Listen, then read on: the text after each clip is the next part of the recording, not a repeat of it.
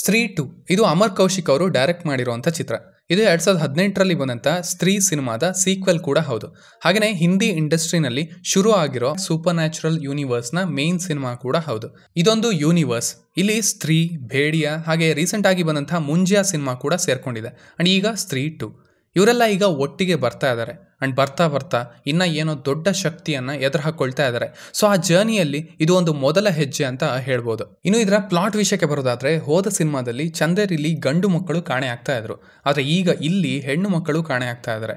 And ಅವರುಗಳನ್ನ ಎತ್ತಕೊಂಡು ಹೋಗ್ತಾ ಇರೋದು ಸರ್ಕಟೆ ಅನ್ನೋ ಇನ್ನೊಂದು ಪವರ್ಫುಲ್ ದೆವ್ವ. ಸೊ ಈ ಅಣ್ತಮ್ಮ ಯಾರು, ಇವಂದೇನು ಕಥೆ, ಅಂಡ್ ಇವರೆಲ್ಲ ಸೇರಿ ಈಗ ಇವನನ್ನ ಹೇಗೆ ಎದುರು ಹಾಕೊಂಡ್ರು ಅನ್ನೋದೇ ಈ ಇಡೀ ಸಿನಿಮಾ. ಈ ಸಿನಿಮಾದಲ್ಲಿರೋ ಪಾಸಿಟಿವ್ಸ್ ಅಂದರೆ, ಫೈನಲಿ ಒಂದು ಯೂನಿವರ್ಸ್ ತನ್ನನ್ನು ತಾನು ಸೀರಿಯಸ್ ಆಗಿ ತಗೊಂಡಿರೋದು. ಬಿಕಾಸ್ ರೀಸೆಂಟಾಗಿ ನೋಡ್ತಾ ಇದ್ದೀವಿ ಸಿನಿಮ್ಯಾಟಿಕ್ ಯೂನಿವರ್ಸ್ಗಳು ತಯಾರಾಗ್ತಾ ಇರೋದನ್ನು, ಬಟ್ ಸ್ಪೆಷಲಿ ಬಾಲಿವುಡ್ನಲ್ಲಿ ಅದನ್ನು ಸೀರಿಯಸ್ ಆಗಿ ತಗೊಂಡಿಲ್ಲ. ಈ ಕಡೆ ಲಿಯೋನು ಕೂಡ LCUವಿನ ಒಳ್ಳೆ ಫ್ಲೋನ ಹಾಳು ಮಾಡ್ತು. ಬಟ್ ಫೈನಲಿ ಇವರು ಒಂದಷ್ಟು ಕಾನ್ಸಂಟ್ರೇಟ್ ಮಾಡಿದ್ದಾರೆ ಅದರ ಕಡೆ, ಏನೋ ಒಂದು ಬಿಲ್ಡ್ ಮಾಡೋದಕ್ಕೆ. ಆ ಪಾರ್ಟಲ್ಲಿ ಇನ್ನೂ ಪೊಟೆನ್ಷಿಯಲ್ ಇತ್ತು, ಬಟ್ ಇಟ್ ವಾಸ್ ಎನಫ್. ಸದ್ಯಕ್ಕೆ ಒಂದು ಒಳ್ಳೆ ವಿಷಯನೇ ಅದು. ಸೊ ಅದು ಈ ಸಿನಿಮಾದ ಬಿಗ್ಗೆಸ್ಟ್ ಪಾಸಿಟಿವ್ ಅಂತ ಹೇಳ್ಬೋದು. ಇನ್ನು ಇಲ್ಲಿನ ಕಾಮಿಡಿ ಕ್ಯಾರೆಕ್ಟರ್ಸ್ನ ಹಾಗೆ ಇಟ್ಟಿದ್ದಾರೆ. ಆ್ಯಕ್ಚುಲಿ ಅವುಗಳನ್ನ ಮೊದಲು ಹಾಗೆ ಬರ್ಕೊಂಡಿರೋದ್ರಿಂದಾನೇ ಅಲ್ಲಿ ಇನ್ನೂ ಕಾಮಿಡಿ ಹುಟ್ಟೋದಕ್ಕೆ ಅವಕಾಶ ಸಿಕ್ಕಿದೆ. ವಿಕ್ಕಿ, ರುದ್ರ, ಬಿಟ್ಟು, ಜನ ಇವರೇ ಈ ಸಿನಿಮಾಗಳ ಜೀವಾಳ. ಹಾರರ್ ಅಥವಾ ಫ್ಯಾಂಟಸಿ ಕಡೆ ಏನೇ ಆದರೂ ಈ ಇಡೀ ಕಥೆಯನ್ನು ಹಾಗೆ ಆಡಿಯನ್ಸ್ನ ಒಟ್ಟಿಗೆ ಕರ್ಕೊಂಡು ಬರೋದು ಈ ಕ್ಯಾರೆಕ್ಟರ್ಗಳೇ. ಅಫ್ಕೋರ್ಸ್ ಆ ಆ್ಯಕ್ಟರ್ಗಳ ಪರ್ಫಾರ್ಮೆನ್ಸ್ಗಳೇ. ಪ್ರತಿಯೊಬ್ಬರು ಸಖತ್ತಾಗಿ ಮಾಡಿದ್ದಾರೆ. ಕ್ಯಾರೆಕ್ಟರ್ಗಳು ಇರೋದೇ ಸ್ವಲ್ಪ ಎಕ್ಸಾಜರೇಟೆಡ್, ಆ ರಿಯಾಕ್ಷನ್ಸ್ ಹಾಗೇನೆ, ಅದು ಕೆಲವೊಂದು ಕಡೆ ಜಾಸ್ತಿ ಅನ್ನಿಸ್ಬೋದು, ಬಟ್ ಹಲವು ಕಡೆ ಅದು ವರ್ಕ್ ಆಗುತ್ತೆ. ಇನ್ನು ಇಲ್ಲಿದಂಥ ಬ್ಯಾಲೆನ್ಸ್, ಸ್ತ್ರೀ ಅಲ್ಲಿದ್ದಂಥ ಬೆಸ್ಟ್ ಪಾರ್ಟ್ ಅಂದರೆ ಅದು 2 ಎಕ್ಸ್ಟ್ರೀಮ್ ಎಮೋಷನ್ಸ್, ನಗು ಮತ್ತು ಭಯ, ಈ ಎರಡನ್ನು ಸೂಪರಾಗಿ ಬ್ಯಾಲೆನ್ಸ್ ಮಾಡಿತ್ತು. ಆ್ಯಕ್ಚುಲಿ ಸಿನಿಮಾ ರಂಗದಲ್ಲಿ ಒಂದು ನಂಬಿಕೆ ಇದೆ, ಹಾರರ್ ಕಾಮಿಡಿ ಜಾನರ್ನ ನೀವು ನೀಟಾಗಿ ಎಕ್ಸಿಕ್ಯೂಟ್ ಮಾಡಿದ್ರೆ ಅದಕ್ಕಿಂತ ಲಾಭ ಯಾವುದು ಕೊಡಲ್ಲ, ಅದಕ್ಕಿಂತ ರೀಚ್ ಯಾವುದಕ್ಕೂ ಸಿಗಲ್ಲ ಅಂತ. ಅಂಡ್ ಈ ಪ್ರೊಡಕ್ಷನ್ ಹೌಸ್, ಈ ಡೈರೆಕ್ಟರ್ ಅದನ್ನು ನೀಟಾಗಿ ಅರ್ಥ ಮಾಡ್ಕೊಂಡಿದ್ದಾರೆ ಅಂತ ಅನ್ಸುತ್ತೆ. ನಮ್ಮ ಸಿನಿಮಾ ಯಾವ ರೀತಿ ಇರಬೇಕು, ಪ್ರೇಕ್ಷಕರು ಯಾವ ರೀತಿ ಫೀಲ್ ಆಗಬೇಕು ಅನ್ನೋದು ಅವರಿಗೆ ಗೊತ್ತಿದೆ. ಸೊ ಅದೇ ಟೋನಲ್ಲಿ ತಮ್ಮ ಸಿನಿಮಾಗಳನ್ನ ಎಕ್ಸಿಕ್ಯೂಟ್ ಮಾಡ್ತಾ ಇದ್ದಾರೆ.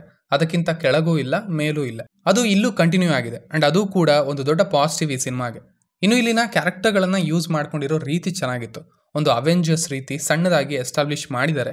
ಅದು ಈ ಸಿನಿಮಾಗೆ ಸದ್ಯಕ್ಕೆ ವರ್ಕ್ ಆಗುತ್ತೆ, ಖುಷಿ ಕೊಡುತ್ತೆ. Okay, they are on the right track ಅಂತ. ಸೊ ಆ ಪಾರ್ಟ್ ನನಗೆ ಖುಷಿ ಕೊಡ್ತು. ಪರ್ಫಾರ್ಮೆನ್ಸಸ್ ಬಗ್ಗೆ ಮಾತಾಡಲೇಬೇಕು. ಆಗಲೇ ಹೇಳಿದ ಹಾಗೆ ಈ ಸಿನಿಮಾಗಳು ನಿಂತಿರೋದೇ ಈ ಗ್ರೂಪ್ನ ಮೇಲೆ. ರಾಜ್ಕುಮಾರ್ ರಾವ್, ಪಂಕಜ್ ತ್ರಿಪಾಠಿ ಅಂಡ್ ಮೇನ್ಲಿ ಅಭಿಷೇಕ್ ಬ್ಯಾನರ್ಜಿ ಅವರಂತೂ ಈ ವಾರದಲ್ಲೇನೆ 3 ಡಿಫ್ರೆಂಟ್ ರೋಲ್ಗಳಲ್ಲಿ ಕಾಣಿಸ್ಕೊಳ್ತಾ ಇದ್ದಾರೆ. One of the most versatile capable actors ಅಂತ ಹೇಳ್ಬೋದು. ಈ ಮೂವರು ಕೂಡ ಆ ಗ್ಯಾಪ್ಗಳನ್ನು ಫಿಲ್ ಮಾಡ್ತಾರೆ. ರೈಟಿಂಗ್ ಸ್ಟ್ರಾಂಗ್ ಇಲ್ಲ ಅಂದರೂ ಕೂಡ ತಮ್ಮ ಮ್ಯಾನರಿಸಮ್ಸ್ನಿಂದ, ಬಾಡಿ ಲ್ಯಾಂಗ್ವೇಜ್ನಿಂದ ಆ ಸೀಕ್ವೆನ್ಸ್ನ ಮ್ಯಾನೇಜ್ ಮಾಡ್ತಾರೆ. ಅದು ಇಲ್ಲೂ ಆಗಿದೆ. ಇನ್ನು ಶ್ರದ್ಧಾ ಕಪೂರ್ ಅವರ ರೋಲ್ ಇರೋದೇ ಹಾಗೆ, ತುಂಬ ಸಟಲ್ ಆಗಿ ಇರಬೇಕು.